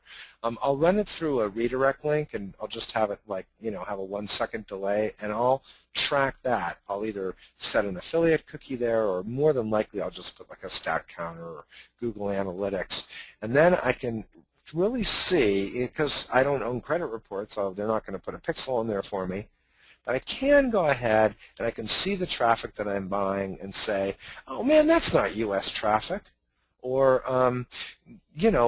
that's not what I'm looking for, or they said they sent 2,000, I'm only showing 400. That's the kind of stuff that we really like to get a handle on so we can find out what works. And then just like we have baseline offers, we also have baseline traffic channels. And we have sources for traffic that we just trust. We've been doing this for, 17 years, and we've been buying a lot of media for the last 10 or 11. So when we want to test a new offer, well, again, we're not going to put some new traffic source with a new offer. We're going to take the new offer and we're going to put it with a tested traffic source. So we use one of our prime sources so that we make sure that it converts beforehand. When I just got this deal with this lead gen company that I'm working with, the first thing I did is mail the Amazing Offers list because I own that list. The second thing I did, well, here, I'll show you, is I went to all my prime partners, people that I know don't rip me off. Now, there's some question about lead impact and their, traffic, whether or not they're actually sending as many clicks as they say they're sending, but I still make pretty good money with them, and I'm going to say that that's a prime partner for me. So I've got about 5 or 6 more, but these are just the ones that I trust. When someone says, let's test that offer out, and it's general interest, I'm like, oh, we're going to immediately mail it to Amazing Offers. If it makes money, and we're going to immediately set it up on Traffic Bands. Oh, and we're going to immediately set up an ad marketplace campaign. And if those start to make money, well, I'm going to, maybe if I can do it, bring it out to Plenty of Fish. And then I'll probably roll it out to Lead Impact. And then I'll probably call Archamax. And then I might call some of my other folks, and some of the other networks. And so I roll it out in a systematic way. These are the people, these are the sites that I use, the networks, the traffic sources that I trust because I've been using them for a while. That's what you guys need. You need to get the traffic sources that you trust too. Any more questions? No? Okay. We're going to keep going. So now what I want to talk to you about is something that I thought was really cool. I just discovered a little tool, and it's been really helpful for me already in the last week, and I'll give you an example. In the old days, if you wanted to advertise on a website, you just picked up the phone and you emailed the site owner and you said, I want to buy a banner on your ad and I'll give you $100 for it, or whatever, right? This was a great strategy. My old friend Corey Rudel, who passed away a few years ago, he told me what he would do is he said he wanted to be #1 for a keyword, So instead of trying to optimize a page for it, he would just pick up the phone, call the guy that is #1, and say, I want to buy an ad on your site. I mean, God, it's almost stupid simple, isn't it? And then you get the benefit of the #1 position without having to do any SEO. I love that. Okay, well, everything changed when Google came onto the scene with AdSense, because they now were going to allow you, through all their AdSense properties, to start buying ads on particular websites, particular properties, particular pages. And provided that you weren't a competitor, or you weren't blocked by the advertiser, or you were copacetic and all that stuff, they would let you run. But now, when you go to a website, let's say you want to buy an ad on, say, Huffington Post, which is the example I'm going to use, you don't even know where to start, because there's so many different ways to buy ads on the site. Enter in Ghostery, Ghostery. This is a tool that I use for the diametric opposite reason that it was developed. I love to take stuff that people use for one particular purpose and just completely flip it around for my own, well, they're not really nefarious, but my own purposes. So what Ghostery does is it helps you protect your privacy. It sees the invisible web. It will get all the tags and pixels and beacons and ad units and all that stuff, and it basically puts it in an easy-to-understand format in a little bubble on the website. I'll show you an example in just a sec so you can see. And it does it in such a way that you, presumably, can protect your privacy. But what I like to do is I like to look, these are two different web pages. I don't want to confuse you guys. This is the Wall Street Journal up here, and then down here is the USA Today. When you go to the Wall Street Journal, you can say, okay, I can get to these guys through Revenue Science. I can get through MSN Ads. Oh, I can get through Fox Audience Network. Oh, I can get there through Bezo and DoubleClick. So if you wanted to test a particular site or a particular property, or in some cases even a particular page, you can go and you can buy advertising through multiple sites to get to that particular place. Look at this one. This is the USA Today. You can go to advertising.com, or you can go to DoubleClick, or you can go to the Fox Audience Network. I didn't even know they own that. I don't even think they do, but they're repping it. There's Quigo, AdSonar. You can go there and you can buy a site specifically on that page, or you can go to Revenue Science or Tribal Fusion. All these guys have a piece of that particular page. And this is hugely important for advertisers, because we had a situation recently where we wanted to do a buy on the Huffington Post. Now, Huffington Post was just recently bought by AOL, right? So, so now you can see advertising is up there. You can probably get to HuffPo through advertising.com and their little ginormous network called the Ad Desk. But when this popped up, I was thinking about calling Huffington Post and saying, man, we want to run this ad on your network. Now, if I decided to do that, I'd have to pick up the phone and I'd have to sign an insertion order and probably put down a $5,000 or $10,000 deposit, or maybe not that much, but, there'd be time and energy. There's an ad rep, and he's got pinning his hopes and dreams on this thing working, and, he's hoping there's a setup, there's energy, there's ad service, there's all this stuff that has to happen before that ad can even get tested. And I don't like that. I don't have a lot of time. I don't want to start creating relationships with Huffington Post unless this is one of my preferred channels, and it's not. So, and it doesn't have the demographic that I'm looking for, and it doesn't have the psychographic. I just thought it might have it for this one particular offer. But I noticed that AdBright actually serves ads on Huffington Post, along with some other people as well. And I thought, I'm going to start with AdBright. And then if that works, I'm going to try the OpenX network. And then maybe I'll see if I can get there through Content Network. And then I'll go ahead and I'll open an account with advertising.com or open a campaign with advertising.com. And then if it works, then I'll call Huffington Post and I'll get the ad rep all excited. So I just went over to my old friends AdBright, and lo and behold, went to the site directory, and there they are right there. There wasn't a lot of inventory.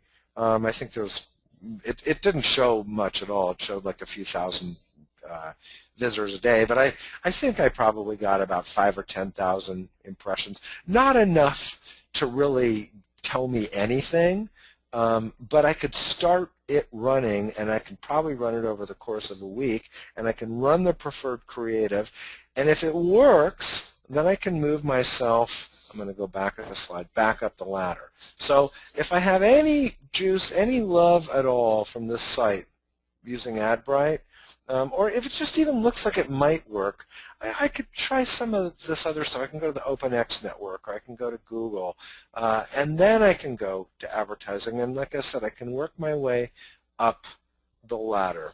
Now, I know there's got to be some more questions because I'm at the end of my presentation, and we're actually at 1:45.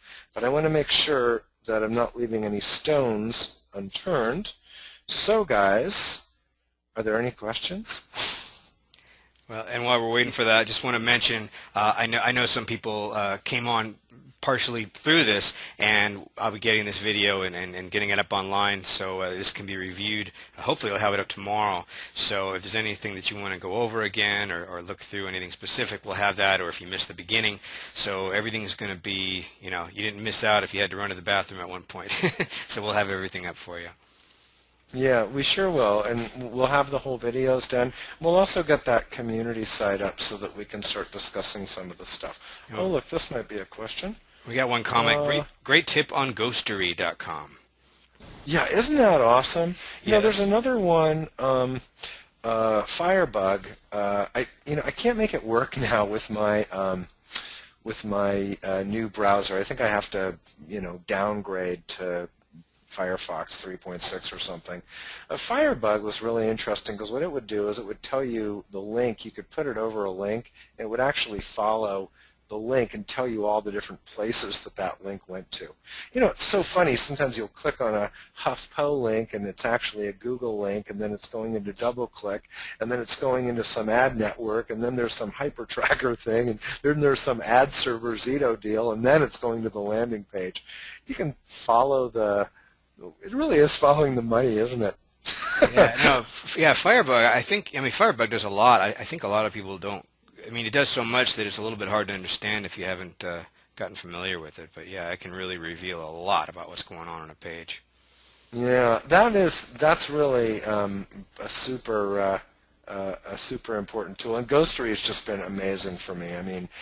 To just know a lot of, we don't have all the traffic evolution people on here. We have thousands and thousands of them. But a big question people used to ask me is, how do I buy ads in South Africa?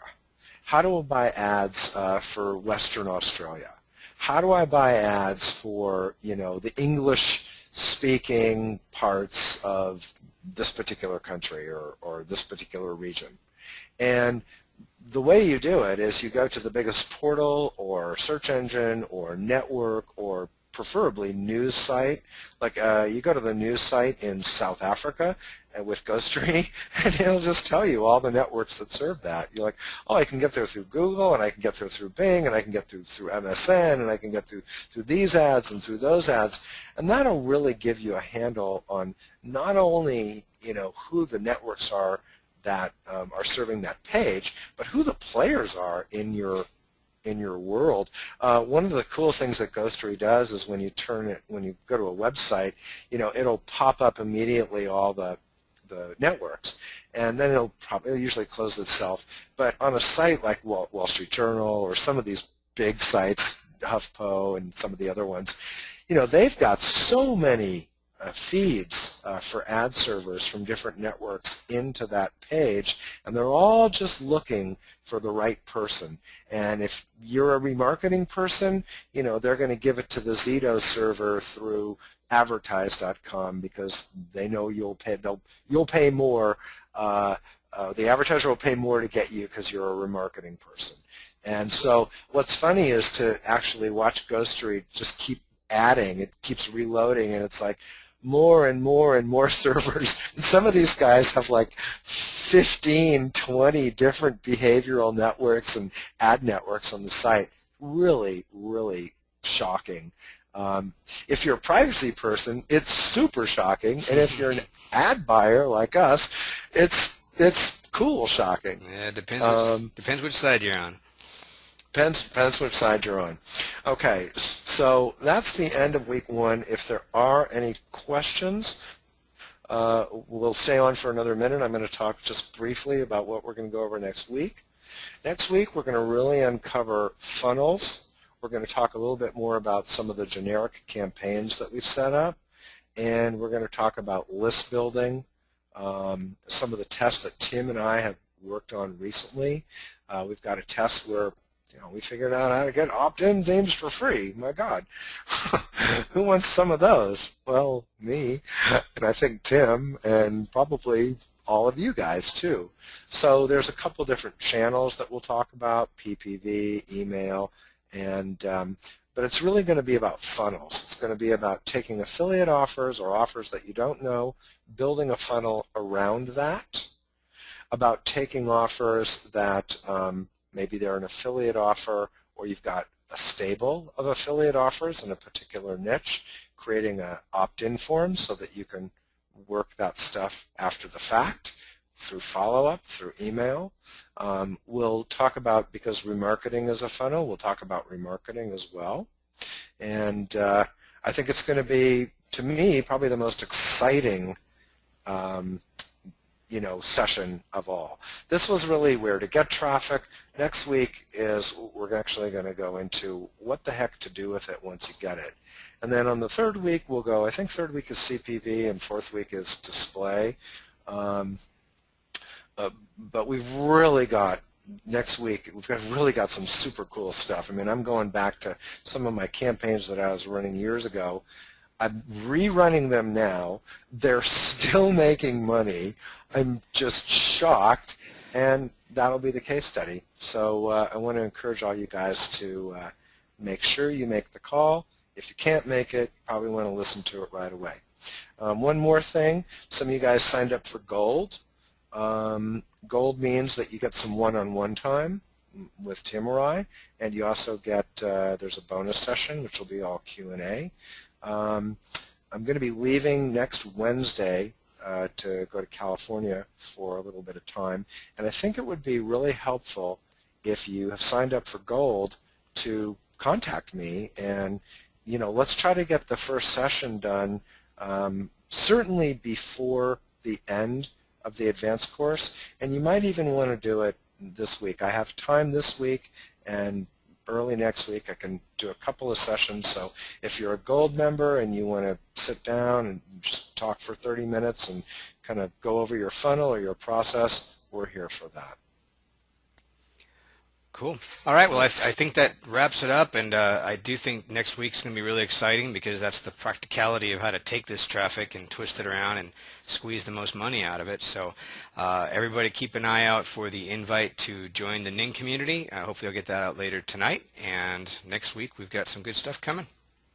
Awesome. God, thank you guys all so much for being on the call. And Tim, thank you for getting this whole thing technically working and set up. I just could not have done it without you, and it's really, really great to be able to focus on the content. So thanks a lot, and I'll talk to you guys next week, and we'll see you on the discussion forum.